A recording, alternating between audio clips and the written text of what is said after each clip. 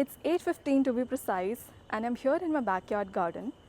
While the atmosphere is dark and the skies have set to be blue and with the colors of the monsoon, this particular patch in my garden is shining even more bright than the daylight because of these two light beams. The concern I want to draw is that कि इन लाइटों को इसलिए install किया गया है ताकि हमारी well-being and हमारी सेफ्टी इंश्योर्ड रहे, because so many mishaps and crimes often happen in these unguarded and unlit spaces. But how neglectful this behavior is for the other species that reside in this garden. Because just like us humans, these birds and animals are also governed by these biological cycles which are further governed by the light.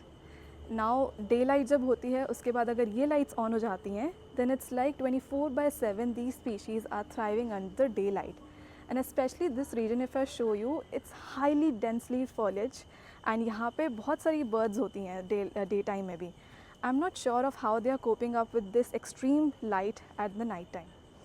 Now I remember when I was studying at Indraprastha College for Women at Delhi University, we used to have a huge lawn जहाँ पे कई सारी birds and reptiles थे.